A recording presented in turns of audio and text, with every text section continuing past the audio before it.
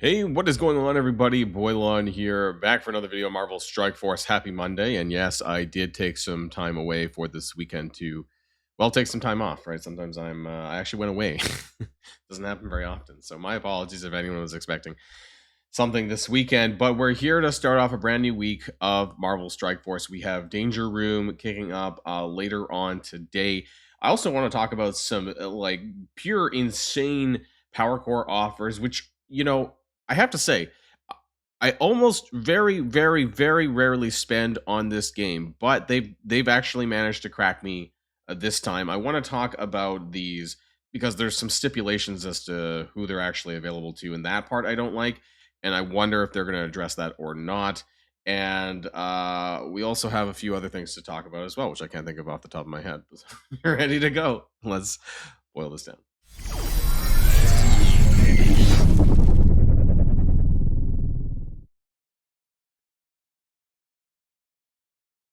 Okay, so I do want to start really quickly here on the event side of things. We have Pumpkin Rain and Invasion Event Blast are ending today. Now, for me, I did this a couple of times for Blast Star. What I find most interesting, I suppose, is how many people did engage or not. So I did. What did I do? I don't know. I'm not sure how I got this 5.7 million because it says this was my last run. It says 220 mods, but yet it says expected run score 4.9 million. So unless that expected run score is incorrect, I'm not exactly sure how I got 5.7 million because this was my last run. Anyways, I managed to get top. Current no, there's still 10 hours right as of recording that it could kick. That doesn't matter. I don't really care that much.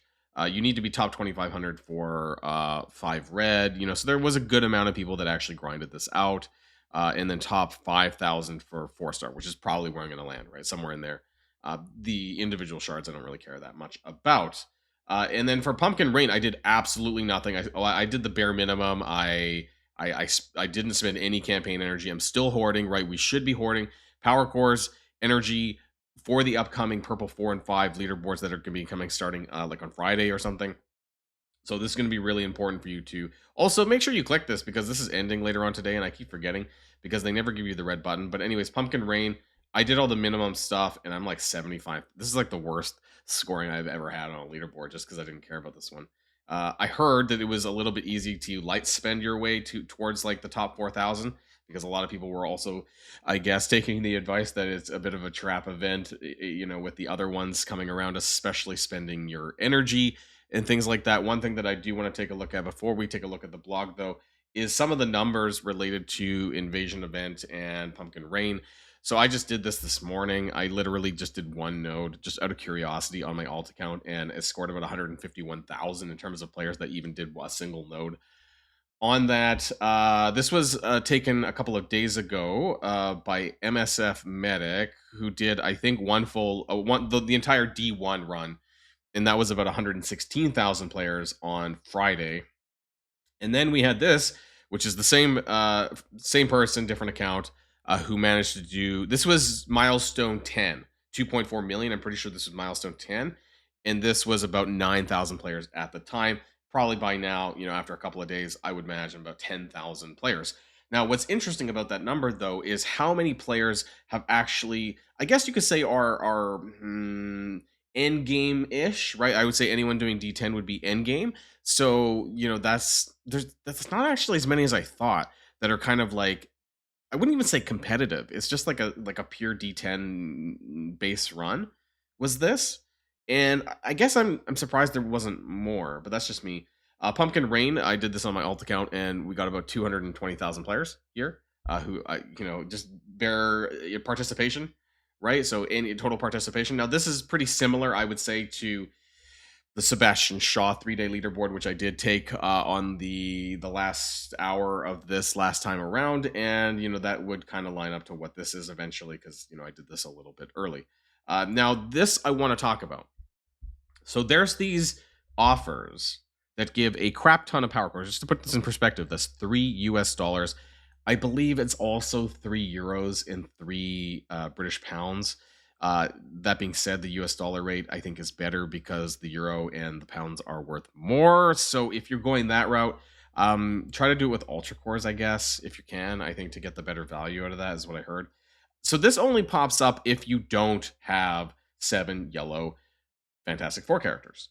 Um, Now I've been buying this quite a lot out of the antimatter store. So I have Franklin and Sue maxed out. They don't even appear anymore. Actually, once you max them out, they do not appear in the store, which is interesting. I didn't know that until I just checked. Now, my Mr. Fantastic is at 292. So this offer appeared for me, this Mr. Fantastic offer, which 2000 cores is a lot. Where's the power core section? So 2000, now this is in Canadian dollars.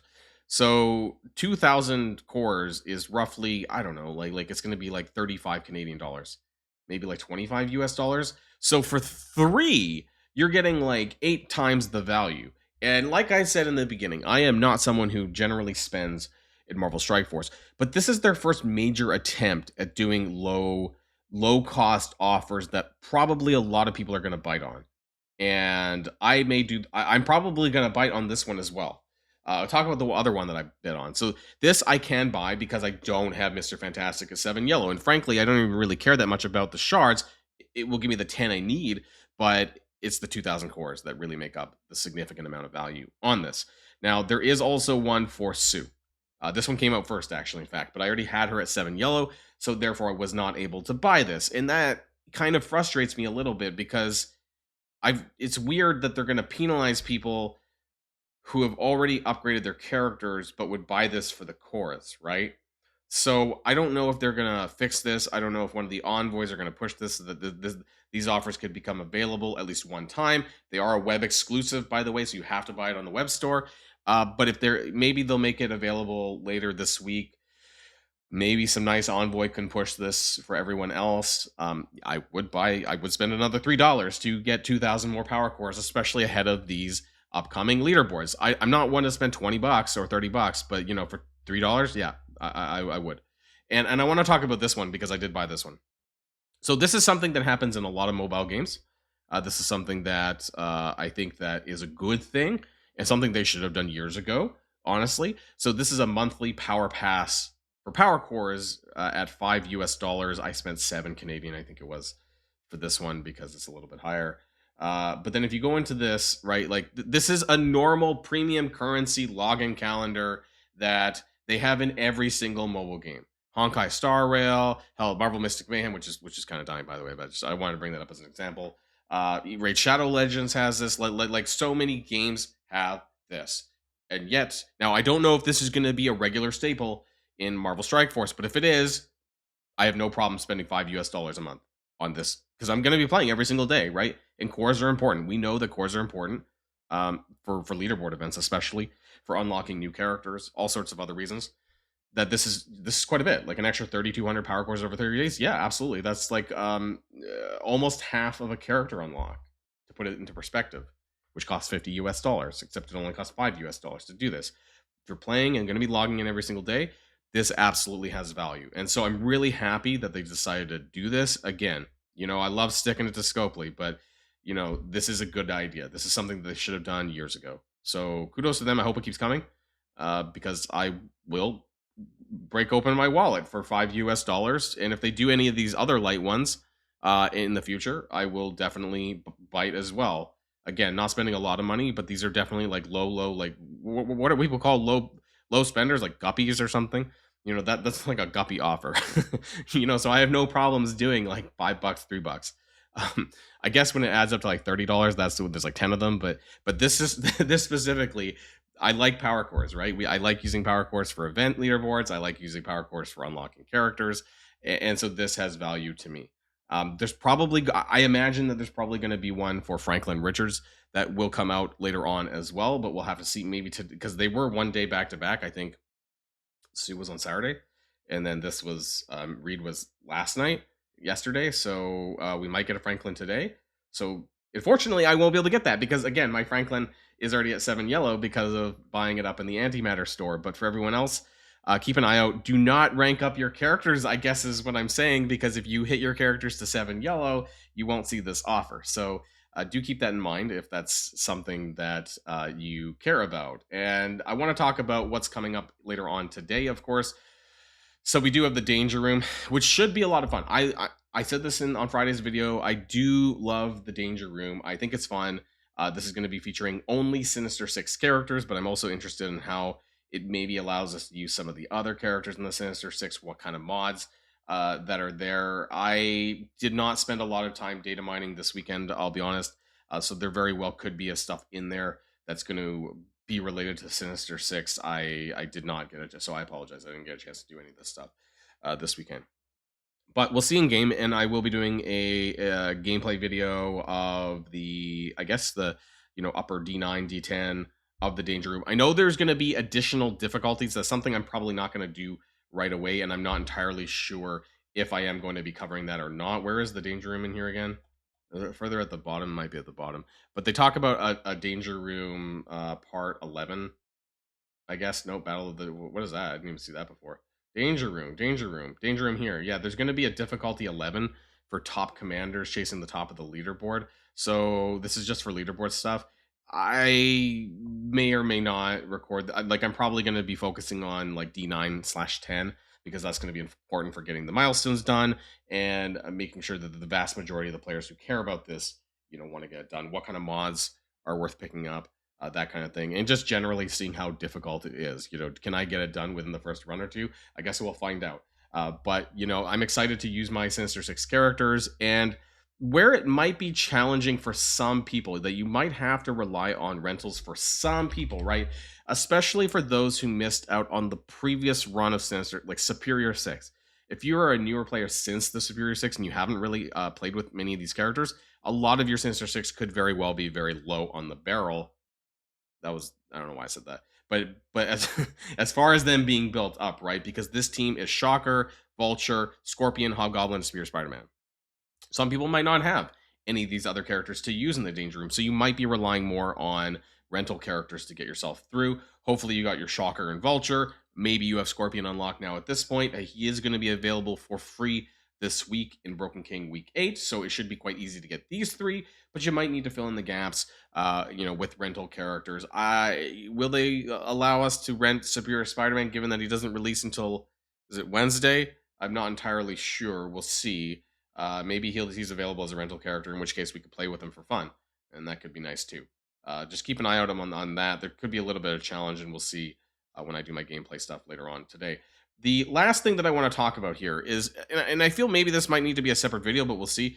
Some of you guys probably already saw that the restrictions for the upcoming changes to Annihilation Raid 2. So not Omega. It almost seems like they've completely abandoned Omega, but I don't know, right? I'm not privy to this kind of conversation like the Envoys would be.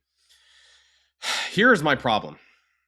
Okay, so they've made it so that each of the teams have their own node on the new raid, on the second raid. We have Night Stalkers, Uncanny Avengers, Vigilantes, Thunderbolts, Hellfire Club, Insidious 6. Fine, one node each. And then we have an optional Hellfire Club and Insidious 6, Shocker and Vulture, right? I'm not gonna say everything. I'm just gonna say Insidious 6 on optional nodes 7 and 8.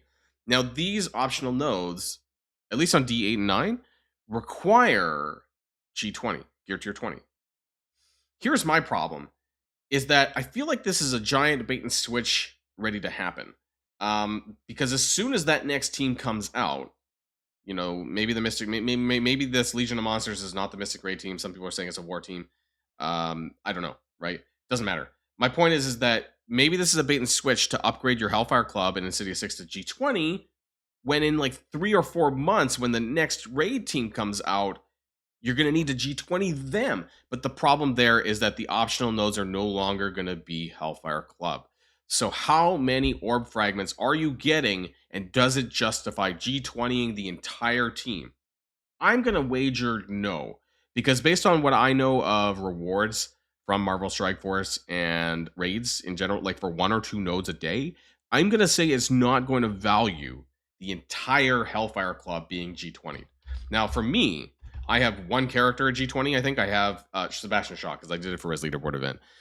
But for me to do all 4, doesn't Emma cost more? She does cost more, right? And Madeline's 2.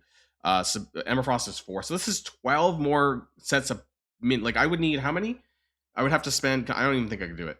12 times 25, right? 300 to get the rest of my Hellfire Club up to, and then I don't even have enough.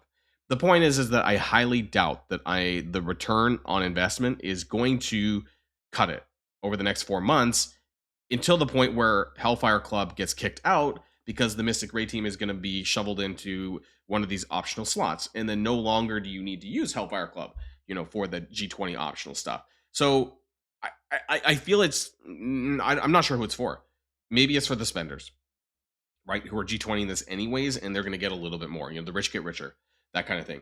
But do not, I know we haven't seen the rewards yet on this, but I'm going to assume that unless I am getting 1 or 2 full orbs on this node, on each of the optional nodes, it is just not worth it. Like it's got to be like in the level of like 2 orbs, like per day on the single optional node to justify G20ing the entire team. Otherwise, it's dog shit. But we'll find out when it looks like it's coming this week. That's what the text suggests that it's like coming this week. I don't know where I read it. Yeah, we're rolling this available with the full Insidious 6 available this week. We're rolling out Annihilation Raid 2. It sounds like it's this week, but maybe it's not because there was no actual specific details on the top where they list like the releases of stuff. Right? So I guess we'll find out later this week. Maybe we'll get some more news, and we'll see how things go. I think that's it for now. I kind of went on for a little while. Let me know what your thoughts are in the comments down below about Gear Tier 20 on raids. Let me know what your thoughts are on the offers. Are you going to pick them up? Did you already do that? It's kind of interesting that they're kind of digging into the guppy spenders now, which they haven't done so in a very, very long time. That's it for now, everyone. I'll see you guys on the next video. And if you like this video, make sure you hit that subscribe button if you haven't already, and you'll be greatly helping out the channel. Have a great day, and I'll see you guys on the next one.